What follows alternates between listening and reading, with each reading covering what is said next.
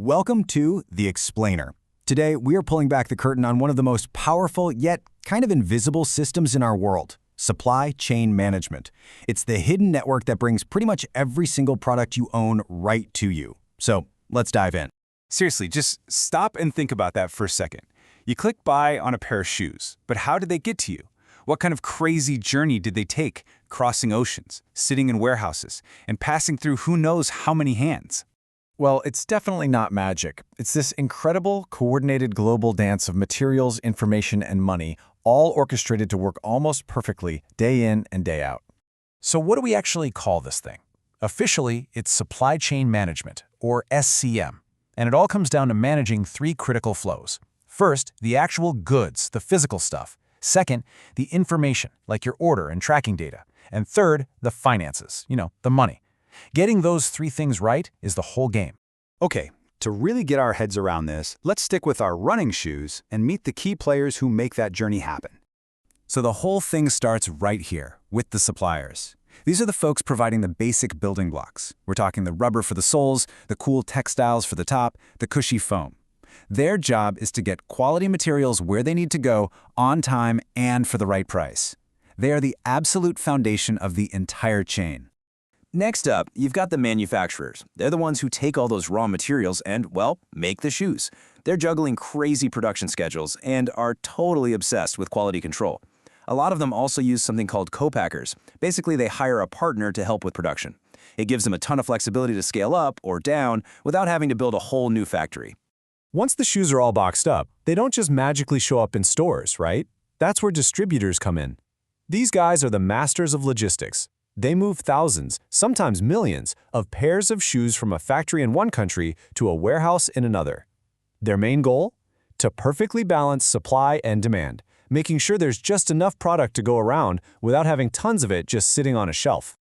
And finally, we get to the retailers, the part of the chain you know the best. Whether it's a physical store downtown or a website you're scrolling through, they handle that last, crucial step, getting the product into your hands. And of course, they handle all the customer service and returns too. They're really the public face of this whole massive operation. So, we've met the players, but how do they all work together? It's not just a free-for-all. There's a highly structured process, kind of like a master plan, that keeps everything moving in sync. And that plan actually has a name. It's called the SCORE model. That stands for Supply Chain Operations Reference. The easiest way to think about it is like the universal playbook that companies all over the world use to design, manage, and basically grade the performance of their supply chains. And what I love about this model is just how simple and logical it is. It breaks down into 5 basic steps. First, you plan. You try to guess what customers are going to want. Then you source the materials you need. Next, you make the product. After that, you deliver it. And finally, you have a process for returns. Plan, source, make, deliver, return. See? Every single effective supply chain follows these steps. But here's where things get really strategic. See, not all supply chains are built the same way. The choices a company makes depend entirely on its overall business strategy. Let's take a look. A perfect example of this is how companies deal with inventory. On one hand, you have the just-in-time approach, or JIT. Materials arrive exactly when they're needed for production. It's super efficient, saves a ton on storage costs, but it's risky if there's any disruption. On the other hand, you have the safety stock model, where you keep a buffer of extra inventory just in case. A fast fashion brand might live and die by JIT, while a hospital stocking critical medicines will always have safety stock.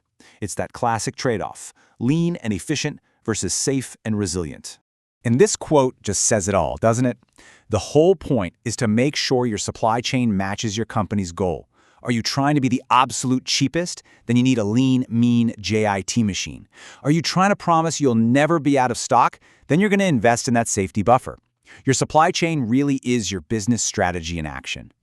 So what's driving these strategies today? Well, no surprise, cost efficiency is still king at 40%. But look at what's right behind it. Customer satisfaction at 30%. This shows a huge shift. It's not just about being cheap anymore, it's about being fast and responsive for the customer.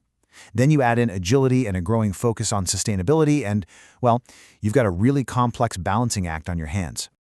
Okay, so after all this talk about models, players, and strategies, let's bring it all back home. Why should you, the person clicking buy, actually care about any of this? This number pretty much says it all. 24 hours. The fact that you can order something today and have it show up on your doorstep tomorrow, that's a modern miracle. And that miracle is only possible because of an incredibly sophisticated, fine-tuned supply chain humming along perfectly behind the scenes. At the end of the day, when a supply chain is running smoothly, you get better products, you get them faster, and you often get them for less money. It's the invisible engine that powers so much of our daily lives, from the coffee you drank this morning to the phone in your hand right now. All right, let's do a super quick recap.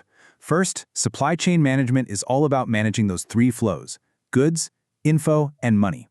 Second, you've got your four key players: suppliers, manufacturers, distributors, and retailers. Third, the whole thing is guided by that simple 5-step SCOR model: plan, source, make, deliver, return. And finally, strategy is everything. It's this constant juggling act between cost, speed, and being ready for anything. And that leaves us with one last really big question. As customers, we want things faster than ever before, but at the same time, we're also demanding that they be more sustainable and ethically sourced. These two demands are basically pulling supply chains in opposite directions. So what's it going to take to build the supply chain of the future? That's the challenge that's going to define how we buy and sell things for years to come. Thanks for joining us on The Explainer.